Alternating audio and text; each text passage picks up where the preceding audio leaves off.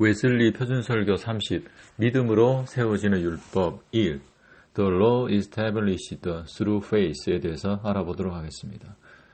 이 설교의 역사적 배경을 살펴보면 웨슬리는 모라비안과 또 칼비니스트 그리고 청교들로부터 율법을 경시하거나 심지어 무용하다고 주장하는 위험성을 보았습니다. 그래서 이 설교에서 믿는 이들이 복음 아래에 있는 것을 율법의 의무에서 자유하게 된다는 논리로 나아가는 것을 경계하고 있습니다. 그는 종교의식적 법, 모세의 율법 혹은 도덕적 율법 중에 무엇이든지 칭의를 위한 공로가 되는 것에 대해서는 반대를 했습니다. 그러나 우리가 그리스도 안에 있는 하나님의 은총을 믿음으로 그분의 자녀로 받아들여지며 그 믿음은 사랑으로 완성되며 순종과 거룩함을 산출한다는 것을 시종 주장했습니다. 믿음으로 의롭게 되면 의로 완성되어 더 이상 그렇게 살 필요가 없다는 의미가 아니라 의로운 삶은 그 순간부터 추구되어야 함을 의미합니다. 복음 아래 있으니까 우리는 복음을 믿으니까 율법의 의무에서 완전히 자유하게 된다는 논리가 깊이 생각해보면 때로는 이게 온전한 정의라고 보기 힘들 수도 있어요. 율법 폐지론으로 갈 수 있기 때문에 물론 이제 율법이 칭의를 위한 공로가 될 수는 없지만 그러면 그 이상의 우리가 어떤 정의를 내릴 수 있을까에 대해서 살펴봐야 됩니다. 웨슬리는 그래서 믿음은 사랑으로 완성된다.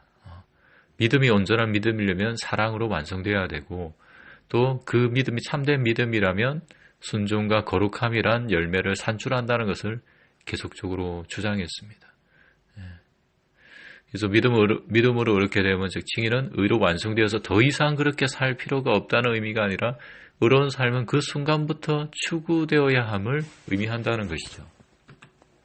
A. 서론 의롭다함을 입는 것, 즉 칭의는 율법적 행위의 길이 아니라 믿음에 있습니다. 그렇다면 율법을 폐기해야 옳지 않은가? 아니다. 믿음은 율법을 굳게 세웁니다. 즉 칭의는 율법의 행위로 되는 것이 아니라 믿음으로 되니까 그럼 율법은 없애버려야 되는 것이 아닌가? 성경은 아니라고 얘기하고 있습니다. 예수님도 바울도 그렇게 얘기를 했어요. 도리어 믿음은 율법을 굳게 세운다고 했습니다. 이 율법을 굳게 세운다는 그 의미가 무엇일까요? 첫 번째, 믿음으로 폐지되는 율법이 있는데 이게 종교의식법입니다. 그리고 믿음으로 세우는 율법이 있는데 이것은 도덕법입니다. 믿음으로 말미암아 도덕법은 하나님의 뜻은 굳게 세우신다는 것이죠. 바울이 말한 굳게 세울 율법은 도덕법을 의미하는 것입니다. 도덕법으로서 율법의 폐기는 믿음의 파산을 가져옵니다. 이것은 믿음이라는 명목으로 율법을 무용하게 만드는 즉 폐지시키는 결과를 가져옵니다. 즉 도덕법을 폐지하게 된다면 우리는 더 이상 도덕법대로 살지 않아도 돼. 더 이상 그것은 성경에서 지워야 돼. 우리는 읽지 않아도 돼라는 이 율법 도덕법 폐기로는 믿음의 파산을 가져온다. 이게 무슨 뜻이냐면 믿음은 율법을 굳게 세운다. 첫 번째 살펴 믿음은 율법을 굳게 세운다. 이게 뭐냐면 참된 믿음을 가졌다면 반드시 도덕법을 지키는 열매를 맺게 된다는 의미입니다. 우리가 믿지만 그것이 가짜 믿음이 아니라 진짜 믿음이라면 반드시 열매를 맺는데 그 열매는 도덕법을 지키는 열매라는 것이죠. 하나님의 뜻을 지키는 열매를 맺게 된다는 것입니다. 사랑과 거룩과 자비와 양성과 충성과 온유와 절제 이런 성령의 열매들이 맺어지게 된다는 것입니다. 그래서 참된 믿음은 도덕법을 폐지시키는 것이 아니라 굳게 세운다는 뜻입니다. 물론 가짜 믿음은 도덕법을 폐지시킵니다. 가짜 믿음은 성령의 열매를 맺지 않아요. 사탄의 열매를 맺습니다. 그래서 시기와 질투와 음란과 불의와 추악과 나태함을 그런 열매를 맺게 되죠. 즉 도덕법에 무너뜨리는 열매를 맺게 됩니다. 하지만 도덕법으로서 율법의 폐기는 믿음의 파산을 가져온다. 이 말의 뜻이 무엇일까요? 만약 도덕법을 폐기한다면 반드시 믿음까지 파산하게 되므로 구원은 사라진다는 말입니다. 웨슬리는 불순종의 반복이 불신앙을 가져오고 결국 신앙을 완전히 잃어버릴 수도 있다고 경고했습니다. 표로 보면 불순종이 반복되면 불신앙이 우리에게 자라게 됩니다. 그게 그렇게 지속이 되면 신앙을 잃어버리게 되고 신앙을 잃어버리면 구원을 상실하게 되는 것이죠. 즉 도덕법을 폐기하면 반드시 믿음이 파산 올 수 있기 때문에 도덕법을 폐기할 수 없다. 그런 뜻입니다. 1. 믿음으로 율법을 무효하게 만드는 시도들. 첫 번째, 율법에 관한 설교를 포기하는 것입니다. 많은 사람들이 율법을 설교하는 것을 복음의 원수로 간주하고 복음은 오직 그리스도의 고난과 공로만 전하는 것이어야 한다고 주장하지만 이것은 잘못된 것입니다. 율법에 대한 설교 없이 죄를 깨닫는 것은 어렵습니다. 죄를 깨닫지 않고 복음을 믿기란 더욱 불가능한 것입니다. 스스로 죄인임을 모르는 이에게 복음을 전하여 구원에 이르게 할 가능성은 매우 희귀합니다. 스스로 건강하다고 생각하는 이에게 의사의 진료는 무의미하기 때문입니다. 즉, 율법은 사람으로 죄를 깨닫게 하는 것입니다. 내가 죄인이다. 그래서 내 힘으로는 안 된다. 그래서 구원자 되신 예수님을 붙들고 신뢰하는 것입니다. 그것이 복음입니다. 그러면 율법이 없이 죄를 깨닫게 해서 구원에 이르게 할 가능성이 없는가? 웨슬리 말로는 매우 희귀하다는 것입니다. 즉 스스로 건강한 병들었다고 생각하지 않는데 의사를 찾을 리가 없기 때문입니다. 스스로 건강하다는 이는 의사를 찾지 않기 때문입니다. 그 의사 되신 분이 바로 예수님이기 때문이죠. 또 하나는 주장은 십자가에 달리신 예수님만을 전하는 것이 바울의 가르침이 아니던가 이런 주장을 할 수 있습니다. 반론을 하자면 바울의 저작품 전체에는 율법에 관한 가르침이 매우 깊이 또 폭넓게 등장합니다. 예수를 전하는 것은 그분의 말씀 전체를 전하는 것이므로 율법 또한 증거해야 될 핵심적 메시지라는 뜻이죠. 2. 믿음으로 율법을 무용하게 만든 시도들. 두 번째로 믿음이 성화의 필요성을 대신한다고 가르치는 것입니다. 즉 믿음만 있으면 되지 성화는 불필요하다. 이들은 믿기 전보다 믿음 후에 자유가 있는데 이 자유는 순종과 성화로부터의 자유라고 주장합니다. 즉 믿고 나면은 순종해도 되고 안 해도 되고 믿고 나면은 성화는 이루면 좋고 상급이고 성화가 없어도 상관없다고 구원은 상관없다고 주장하는 것이죠. 그래서 믿음 후에 자유가 있다고 가르치는데 이 주장이 과연 옳은가? 첫 번째 주장 1은 우리는 이제 행위가 아닌 은혜의 계약 아래 있기 때문에 율법의 행위에 더 이상 매일 필요가 없다고 주장합니다. 반론을 펴자면 첫 아담 이후에는 그 누구도 행위의 계약 아래 있은 적이 없습니다. 즉 아담만 행위 계약 아래 있었지 아담의 모든 후손들은 은혜의 계약 아래 있었을 뿐입니다. 그 약속은 그리스도의 공로를 통해 모든 믿는 이에게 은혜를 베푸시는 것입니다. 그런데 그러한 믿음은 곧 순종과 성화를 낳는, 다시 말해서 사랑으로 역사하는 믿음인 것입니다. 이 참된 믿음은 반드시 순종과 성화를 산출해야 돼요. 반드시 사랑이 나아야 된다는 뜻입니다. 참된 믿음은 반드시 순종과 사랑, 성화의 열매를 맺게 됩니다. 만약 그러한 열매가 없다면 그 믿음은 거짓된 믿음이라는 것입니다. 자신의 믿음이 참된 믿음이라는 것을 입증하려면 순종과 사랑, 성화의 열매를 맺기에 힘써야 됩니다. 내가 정말 믿음을 가지고 있는데 이것이 참된 믿음이라면 반드시 순종과 사랑, 성화의 열매를 맺어가야 돼요. 그게 없다면, 그 믿음의 열매가 없다면 거짓된 믿음이라는 것입니다. 주장이 율법에 행위하는 관계없이 믿음으로 의롭다함을 얻지 않는가? 행위 없이 믿음으로 얻는데 무슨 소리냐? 반론을 하자면 맞습니다. 종교의식이나 도덕법에 행위하는 관계없이 의롭다함을 얻습니다. 그러나 믿음으로 의롭다함을 입은 이는 열매를 산출합니다.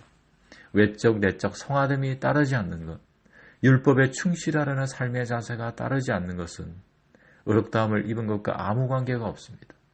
믿음으로 의롭다함을 입은 것은 끊임없는 자기를 내려놓을 수밖에 없다는 사실의 인지이기에, 믿음은 끊임없는 자기 부인이기에 율법의 인도함을 더욱 겸손히 수용하게 되며 더욱 그 율법에 순종하려는 태도로 나아가게 됩니다.